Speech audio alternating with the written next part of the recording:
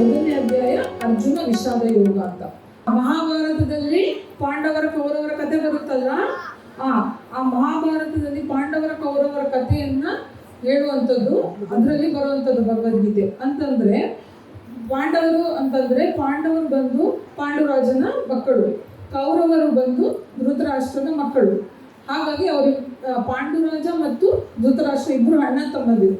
ಅವರ ಮಕ್ಕಳು ಈ ಪಾಂಡವರು ಮತ್ತು ಕೌರವರು. ಅವ್ರೇನಾಗುತ್ತೆ ಅಂತಂದ್ರೆ ಧೃತರಾಷ್ಟ್ರ ಅವನು ತುಂಬ ಅಂದರೆ ಅಣ್ಣ ಧೃತರಾಷ್ಟ್ರ ಪಾಂಡುರಾಜ ಚಿಕ್ಕವನು. ಆದರೆ ಅಣ್ಣ ಹುಟ್ಟು ಕುರುಡ, ಅವನಿಗೆ ಕಣ್ಣು ಕಾಣಿಸ್ತಾ ಇರಲ್ಲ, ಅವನು ಹುಟ್ಟು ಕುರುಡನಾಗಿ ಹುಟ್ಟಿರುವಂಥದ್ದು. ಏನಾಗುತ್ತೆ ಅಂದರೆ ದೊಡ್ಡವನಾಗಬೇಕಾದ್ರೆ ಇವನು ಕುರುಡನಾಗಿದ್ದರಿಂದ ತಮ್ಮನಿಗೆ ರಾಜ್ಯವನ್ನು ಕೊಡ್ತಾರೆ. ಅಂದರೆ ನೀನು ರಾಜನಾಗಿ ನೋಡ್ಕೋ, ಕುರುಡಾಗಿರೋದ್ರಿಂದ ಕಷ್ಟ ಆಗ್ತದೆ ಇವನಿಗೆ ಅಂತೇಳಿ ಪಾಂಡುಕುಮಾರನಿಗೆ ಪಟ್ಟವನ್ನು ಕಟ್ತಾರೆ.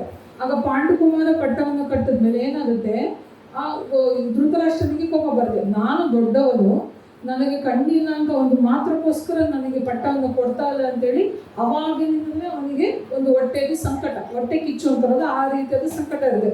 ಅದು ಬೆಳೀತಾ ಬೆಳೀತಾ ಬೆಳೀತಾ ದೊಡ್ಡದಾಗ್ತಾ ಹೋಗುತ್ತೆ. ಮತ್ತು ಈ ದೊಡ್ಡದಾದ ಮೇಲೆ ಪಾಂಡುವಿಗೆ ಮಕ್ಕಳಾಗ್ತಾರೆ, 5 ಜನ ಮಕ್ಕಳಾಗ್ತಾರೆ, ಮತ್ತು ಧೃತರಾಷ್ಟ್ರನಿಗೂ ಮಕ್ಕಳಾಗ್ತಾರೆ. ಆದರೆ ಪಾಂಡು ಮಕ್ಕಳು ಏನಾಗ್ತಾರೆ, ಅವರು ಮೊದಲನೇಯಾಗಿ ಯುಧಿಷ್ಠಿರನು ಮೊದಲನೇ ಅಂದರೆ ಧೃತರಾಷ್ಟ್ರನ ಮಗ ದುರ್ಯೋಧನ ಹುಟ್ಟುವುದಕ್ಕೆ ಮುಂಚೆ ಪಾಂಡುರಾಜನ ಮಗ ಯುಧಿಷ್ಠಿರ ಮೊದಲಾಗಿ ಹುಟ್ಟುತ್ತಾನೆ. ಹಾಗೇನಾಗುತ್ತೆ, ತಿರ್ಗಾ ಇವನು ದೊಡ್ಡವನು, ಯಾರೋ ದೊಡ್ಡವರು ಅವರಿಗೆ ರಾಜ್ಯವನ್ನು ಕೊಡಬೇಕಲ್ವಾ. ಆಗ ಪಾಂಡುರಾಜನ ಮಗ ಯಾರು, ಯುಧಿಷ್ಠಿರ, ಅವನು ಹುಟ್ಟಿದ್ರಿಂದ ಏನಾಗುತ್ತೆ, ತಿರ್ಗಾ ಇವನಿಗೆ ರಾಜ್ಯ ಕೊಡಬೇಕು, ನನ್ನ ಮಕ್ಕಳಿಗೆ ರಾಜ್ಯ ಸಿಗೋದಿಲ್ಲ ಅಂತೇಳಿ ಧೃತರಾಷ್ಟ್ರನಿಗೆ ತುಂಬಾ ಹೊಟ್ಟೆ ಕಿಚ್ಚು ಶುರು ಆಗುತ್ತೆ. ಅದೇ ಕಂಟಿನ್ಯೂ ಆಗಿ ಅವರ ಮಕ್ಕಳಲ್ಲೂ ಅದೇ ನಡ್ಕೊತಾ ಹೋಗುತ್ತೆ. ಅದು ಮತ್ತೆ ದೊಡ್ಡವರಾಗ್ತಾ ಆಗ್ತಾ ಆಗ್ತಾ ಏನಾಗುತ್ತೆ, ದಾಯಾದಿಗಳಲ್ಲಿ ತುಂಬ ಫೈಟಿಂಗ್ ಶುರುವಾಗ್ತದೆ, ಯುದ್ಧ ಶುರುವಾಗ್ತದೆ. ಏನಂತಂದರೆ ನಮಗೆ ಯಾರು ಏನು ನಾವು ದೊಡ್ಡವರಾದ್ಮೇಲೆ ನಮ್ಮ ರಾಜ್ಯವನ್ನು ಬಿಟ್ಕೊಡ್ಬೇಕು, ನಾವು ರಾಜ್ಯ ಆಗ್ಲಿಕ್ಕಿಲ್ಲ, ಇವರು ರಾಜ್ಯ ಆಡ್ತಾರೆ, ಅವರು ಕೇಳೋದು ನಾವಿರಬೇಕು ಅಂತೇಳಿ ದುರ್ಯೋಧನಿಗೆ ಮತ್ತು ಧೃತರಾಷ್ಟ್ರನಿಗೆ ಎಲ್ಲರಿಗೂ ಕೌರವರಿಗೆ ಎಲ್ಲರಿಗೂ ಕೋಪ ಬರುತ್ತೆ. ನಾವೇನು ಮಾಡಬೇಕು ಅಂತ. ಮತ್ತು ಏನಂದರೆ ಅದೇ ಕಂಟಿನ್ಯೂ ಆಗ್ತಾ ಆಗ್ತಾ ಜಾಸ್ತಿ ಆಗ್ತಾ ಏನಾಗುತ್ತೆ, ಅದು ಒಂದು ಪಂದ್ಯವನ್ನು ಇಡ್ತಾರೆ. ಅದರಲ್ಲಿ ಏನದು ಪಗಡೆ ಆಟವನ್ನು ಇಡ್ತಾರೆ. ಅದರಲ್ಲಿ ಸಹ ಪಾಂಡವರು ಸೋಲ್ತಾರೆ. ಆ ಸೋತ ಮೇಲೆ ಅವರು ದ್ರೌಪದಿಯನ್ನು ಸಹ ಅಡವಿಡ್ತಾರೆ, ತಮ್ಮಂದಿರನ್ನು ಅಡವಿಡ್ತಾನೆ. ಅದೆಲ್ಲ ಸೋತ ನಂತರ ಅವರಿಗೆ ವನವಾಸ ಥರ ಕಾಡಿಗೆ ಕಳಿಸ್ತಾರೆ. ಅಂದರೆ ವನವಾಸ 12 ವರ್ಷ ವನವಾಸ, 1 ವರ್ಷ ಅಜ್ಞಾತವಾಸ ಅಂತೇಳಿ ಕಾಡಿಗೆ ಕಳಿಸ್ತಾರೆ. ಇಲ್ಲಿಗೆ ಪಾಂಡವರಿಗೆ ಏನು ಮಾಡ್ತಾರೆ, ಸೋತ್ವಲ್ಲ, ಏನು ಮಾಡಲಿಕ್ಕೆ ಸಾಧ್ಯ ಇಲ್ಲ ಅಂತೇಳಿ ತುಂಬ ಕಷ್ಟಪಟ್ಟು ಅವರು ವನವಾಸವನ್ನು ಮುಗಿಸಿ ಅಜ್ಞಾತವಾಸವನ್ನು ಮುಗಿಸಿ ಸಹ ವಾಪಸ್ ಬರ್ತಾರೆ.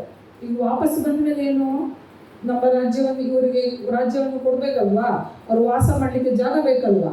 ಇಷ್ಟು ವರ್ಷ 12 ವರ್ಷ ಕಾಡಿನಲ್ಲಿ ಇದ್ದಾಯ್ತು, ಈಗ ಜಾಗ ಬೇಕಲ್ವ ಇರಲಿಕ್ಕೆ. ಬಂದು ವನವಾಸ ಮುಗಿಸಿ ಬಂದಿದ್ದೀವಿ, ನಮಗೆ ನಮ್ಮ ಜಾಗವನ್ನು ಬಿಟ್ಟುಕೊಡಿ, ನಾವು ನಮ್ಮ ಪಾಡಿಗೆ ನಾವು ಇರ್ತೀವಿ ಅಂತ ಹೇಳಿದ್ರೆ ದುರ್ಯೋಧನ ಅದಕ್ಕೆ ಒಪ್ಪೋದಿಲ್ಲ. ಕೌರವರಿಗೆ ಯಾರಿಗೂ ಇಷ್ಟ ಇರೋದಿಲ್ಲ, ನಾವು ಯಾವುದೇ ಕಾರಣಕ್ಕೂ ಬಿಟ್ಕೊಡಲ್ಲ ಅಂತ ಹೇಳ್ತಾರೆ. ಆಗ ಏನಾಗುತ್ತೆ ಅಂತಂದರೆ ಏನಪ್ಪ, ಒಂದು ಸೂಜಿ ಮನೆಯಷ್ಟು ನಾನು ಜಾಗ ಕೊಡೋದಿಲ್ಲ ಅಂತ ಹೇಳ್ತಾನೆ ದುರ್ಯೋಧನ. ಆಗ ಪಾಂಡವರು ಕೃಷ್ಣನ ಕಡೆಯಿಂದ ಎಷ್ಟೋ ಸಂಧಾನವನ್ನು ಮಾಡ್ತಾರೆ, ಎಲ್ಲ ಥರ ಪ್ರಯತ್ನವನ್ನು ಮಾಡ್ತಾರೆ, ಆದರೆ ಏನು ಪ್ರಯೋಜನ ಆಗ್ಲಿಕ್ಕಿಲ್ಲ. ದುರ್ಯೋಧನ ಹೇಳ್ತಾನೆ, ಒಂದು ವಿಷಯ, ನೀವು ನಮ್ಮೊಟ್ಟಿಗೆ ಹೋರಾಡಬೇಕು, ಯುದ್ಧವನ್ನು ಮಾಡಿ ಗೆಲ್ಲಬೇಕು, ಆಗ ಮಾತ್ರ ನಿಮಗೆ ಗೆದ್ದರೆ ಮಾತ್ರ ನಿಮಗೆ ಸಿಗುತ್ತೆ, ಸೋತ್ರೆಯಿಂದ ನಾವು ಮಾತ್ರ ಯಾವುದೇ ಕಾರಣಕ್ಕೂ ಅವನು ಹೇಳಿದ್ನಲ್ಲ, ಒಂದು ಸೂಜಿ ಮನೆಯಷ್ಟು ಜಾಗವನ್ನು ನಿಮಗೆ ಕೊಡುವುದಿಲ್ಲ ಅಂತೇಳಿ ದುರ್ಯೋಧನ ಹೇಳ್ತಾನೆ. ಆಗೇನಾಗುತ್ತೆ, ಸರಿ ಇಷ್ಟೊಂದೆಲ್ಲ ಆಗಿದೆಯಲ್ಲ, ಏನೇನು ಮಾಡಲಿಕ್ಕೆ ಸಾಧ್ಯ ಇಲ್ಲ ಅಂತೇಳಿ ಆಯಿತು ಅಂತೇಳಿ ತುಂಬ ಕಷ್ಟದಿಂದ ಪಾಂಡವರು ಆಯಿತು ಅಂತೇಳಿ ಒಪ್ಕೋತಾರೆ.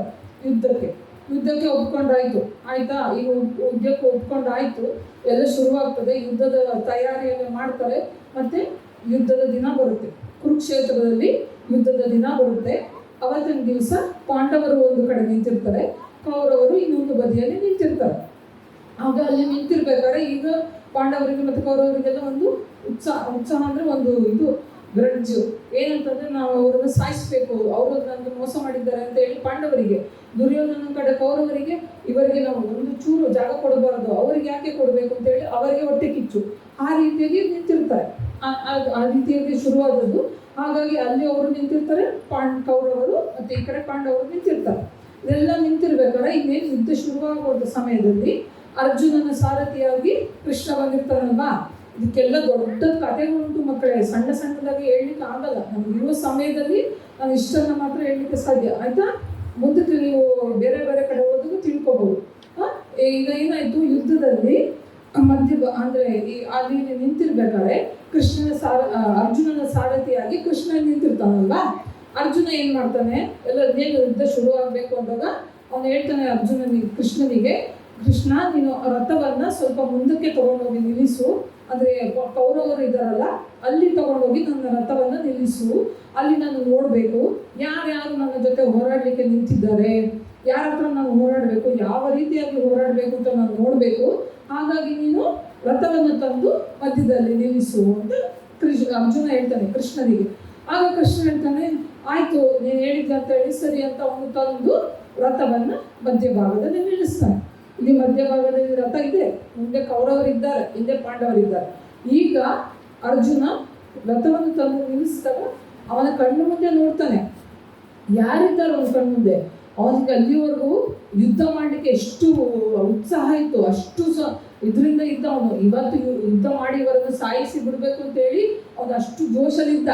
ಆದರೆ ಯಾವಾಗ ಅವನು ರಥವನ್ನು ತಂದು ನಿಲ್ಲಿಸ್ತಾನೆ, ಅವನ ಕಣ್ಣು ಮುಂದೆ ಯಾರಿದ್ರು ಹೇಳಿ ನೋಡಮ್ಮ. ಕಣ್ಣ ಮುಂದೆ ಯಾರಿದ್ದದ್ದು? ಅವನು ಇಷ್ಟು ದಿವಸ ಬೆಳೆದುಕೊಂಡು ಬಂದ, ಯಾರ ಜೊತೆಯಲ್ಲಿ ಬೆಳ್ಕೊಂಡ್ ಬಂದಿದ್ದ, ಅಣ್ಣ ತಮ್ಮಂದಿರ ಜೊತೆ ಬೆಳ್ಕೊಂಡ್ ಬಂದದ್ದು ಅವರಿದ್ದಾರೆ. ಅವರ ಗುರುಗಳಾದ ದ್ರೋಣಾಚಾರ್ಯರಿದ್ದಾರೆ, ಭೀಷ್ಮರಿದ್ದಾರೆ, ಅವರ ಮಕ್ಕಳಿದ್ದಾರೆ, ಮೊಮ್ಮಕ್ಕಳಿದ್ದಾರೆ, ಗೆಳೆಯರಿದ್ದಾರೆ. ಯಾರ ಜೊತೆಯಲ್ಲಿ ಅವನು ತನ್ನ ಸಣ್ಣ ವಯಸ್ಸಿನಿಂದ ಬಂದ ಅವರೇ ಎದುರುಗಡೆ ಇದ್ದಾರೆ. ಅವರೊಟ್ಟಿಗೆ ಓಡಾಡ್ಬೇಕ ನಾನು, ಇಂಥ ಒಂದು ನಿರ್ಧಾರದ ತಗೊಂಡಿದ್ದೀವಲ್ಲ, ಇದು ತಪ್ಪಾಗೋಯ್ತು. ನನ್ನ ಕೈಯಲ್ಲಿ ಇನ್ನ ಯುದ್ಧ ಮಾಡಲಿಕ್ಕೆ ಸಾಧ್ಯ ಇಲ್ಲ. ಇವರೊಟ್ಟಿಗೆ ಹೋರಾಡಿ ನಾನು ಗೆದ್ದು ಏನು ಸಾಧಿಸ್ಬೇಕು? ಏನೋ ಹೊಸಬ್ರಾದ್ರೆ ಯಾರು ಗೊತ್ತಿಲ್ಲದವರ ಹತ್ರ ಆಗಿ ಯುದ್ಧವನ್ನ ಮಾಡ್ಬೋದು. ಆದರೆ ಇವ್ರು ಗೊತ್ತಿರೋರು, ನನ್ನೊಟ್ಟಿಗೆ ನಾನು ಹುಟ್ಟಿದಾಗಲಿಂದ ಬೆಳೆದವರು ಗುರುಗಳಿದ್ದಾರೆ, ಅವರನ್ನೆಲ್ಲ ಸಾಯಿಸ್ಬೇಕು ಅಂದರೆ ಅವರಿಂದಲೇ ನಾನು ವಿದ್ಯೆಯನ್ನು ಕಲಿತದ್ದು. ಅವರನ್ನೆಲ್ಲ ಸಾಯಿಸ್ಬೇಕಂದ್ರೆ ನನ್ನಿಂದ ಸಾಧ್ಯ ಇಲ್ಲ, ನಾನು ಏನು ಮಾಡಲ್ಲ, ನಾನು ಯುದ್ಧವನ್ನು ಮಾಡೋದೇ ಇಲ್ಲ ಅಂತೇಳಿ ಅವನು ಏನು ಮಾಡ್ತಾನೆ, ತನ್ನ ಕೈಯಲ್ಲಿದ್ದ ಬಿಲ್ಲು ಬಾಣವನ್ನು ಎಲ್ಲವನ್ನು, ಅವನಿಗೆ ತುಂಬ ಬೇಸರ ಆಗೋಗುತ್ತೆ. ನಾನು ಯಾಕೆ ಈ ಥರ ಕೆಲಸ ಮಾಡಕ್ಕೆ ಬಂದ್ಬಿಟ್ಟೆ ಅಂತೇಳಿ ಅವನು ಯುದ್ಧದಲ್ಲಿ ಬಿಲ್ಲು ಬಾಣವನ್ನೆಲ್ಲ ತಗೊಂಡ್ಬಂದು ಅವನ ರಥ ಇರುತ್ತಲ್ಲ, ರಥದ ಹಿಂದೆ ಬಿಲ್ಲು ಬಾಣವನ್ನೆಲ್ಲ ಬಿಸಾಕ್ಬಿಡ್ತಾನೆ, ಕೆಳಗಡೆ ಬಿಸಾಕ್ಬಿಟ್ಟು ತುಂಬ ವಿಷಾದ ಅಂದರೆ ತುಂಬ ಬೇಸರಗೊಂಡು ಅವನು ರಥದ ಹಿಂದೆ ಕೂತ್ಕೊಳ್ತಾನೆ.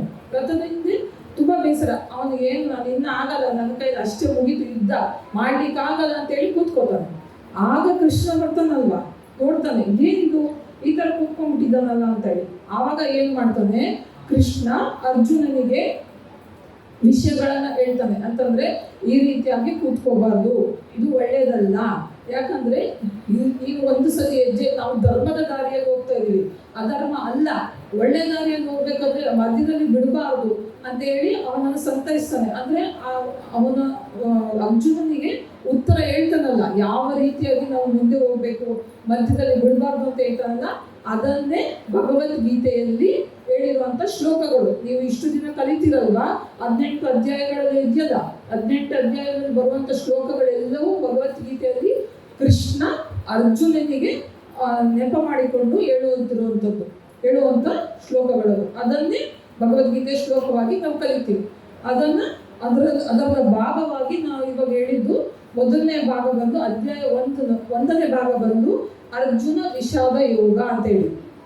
ಅರ್ಜುನ ವಿಷಾದ ಯೋಗ ಅಂತಂದ್ರೆ ಅವನು ಬೇಸರಗೊಂಡು ವಿಷಾದಗೊಂಡು ಅವನು ತನ್ನ ಕೈಲಿ ಇನ್ನು ನಾನು ಮಾಡ್ಲಿಕ್ಕಾಗಲ್ಲ ಯುದ್ಧ ಅಂತೇಳಿ ಅವನು ಬಿಲ್ಲು ಬಾಣವನ್ನೆಲ್ಲ ಇಟ್ಟು ರಥದ ಹಿಂದೆ ಬಂದು ಹಾಕಿಕೊಂಡು ಕೂತ್ಕೊಳ್ತಾನಲ್ಲ, ಅದಕ್ಕೆ ಅರ್ಜುನ ವಿಷಾದ ಯೋಗ ಅಂತೇಳಿ ಮೊದಲನೇ ಅಧ್ಯಾಯದಲ್ಲಿ ಹೇಳಿರುವಂಥದ್ದು. ಮತ್ತೆ ಅದು ಮೊದಲನೇ ಅಧ್ಯಾಯ ಆಯಿತು. ಇನ್ನು ಮುಂದೆ ಸಹ ಅವನು ಕೃಷ್ಣ ಅರ್ಜುನನಿಗೆ ಯಾವ ರೀತಿಯಲ್ಲಿ ನಾವು ಮುಂದುವರಿಬೇಕು ಅಂತ ಹೇಳುವಂಥದ್ದು. ಅದು ಇದನ್ನು ನಾವು ಯಾವ ರೀತಿಯಾಗಿ ತಿಳ್ಕೋಬೇಕು ಗೊತ್ತಾ ಮಕ್ಕಳೇ, ಏನಂತಂದ್ರೆ ಅವನು ಅರ್ಜುನನಿಗೆ ಹೇಳಿದ್ದು ಮಹಾಭಾರತದಲ್ಲಿ, ಆದರೆ ಆ ವಿಷಯಗಳು ಇಲ್ಲಿಗೂ ಸಹ ನಮಗೆ ಇಂದಿಗೂ ಸಹ ಪ್ರಸ್ತುತವಾಗಿದೆ. ಅಂದರೆ ಅದು ನಮಗೆ ಈಗಿನ ಕಾಲದಲ್ಲಿ ಸಣ್ಣ ಮಕ್ಕಳಾಗಲಿ ದೊಡ್ಡವರಾಗಲಿ ಎಲ್ಲರಿಗೂ ಅದು ಉತ್ತರವನ್ನು ಕೊಡುವ ರೀತಿಯಲ್ಲಿ ಇರುವಂಥದ್ದು ಭಗವದ್ಗೀತೆ. ಹಾಗಾಗಿ ಎಲ್ಲರೂ ಆ ಭಗವದ್ಗೀತೆ ಹೇಳುವ ಸಮಯದಲ್ಲಿ ಬಂದು ಅಂದರೆ ಎಲ್ಲರೂ ತಿಳ್ಕೊಂಡ್ರೆ, ನೀವು ಸಣ್ಣ ವಯಸ್ಸಿಂದ ನಮ್ಗೇನು ಗೊತ್ತಾಗುತ್ತೆ, ನಾವು ಯಾಕೆ ತಿಳ್ಕೊಬೇಕು ಅನ್ನೋದು ಇರಬಾರ್ದು ಮಕ್ಕಳೇ. ಸಣ್ಣದಾಗಿ ನೀವು ತಿಳ್ಕೊಂಡಾಗ ದೊಡ್ಡವರು ಆಗ್ತಾ ಆಗ್ತಾ ನೀವು ಬರೀ ಶ್ಲೋಕಗಳನ್ನು ಹೇಳೋದ್ರಿಂದ ಗೊತ್ತಾಗಲ್ಲ ಅಲ್ವಾ, ಈಗ ಸಣ್ಣ ಪುಟ್ಟದಾಗಿ ಹೇಳೋದ್ರಿಂದ ನಿಮಗೆ ಅರ್ಥ ಆಗುತ್ತೆ. ಹಾಗಾಗಿ ಈ ವಿಷಯವನ್ನು ತಿಳ್ಕೊಂಡಷ್ಟು ನಮಗೆ ಜ್ಞಾನ ಹೆಚ್ಚಾಗುತ್ತೆ. ಹಾಗಾಗಿ ಅದನ್ನು ಹೇಳಿರುವಂಥದ್ದು.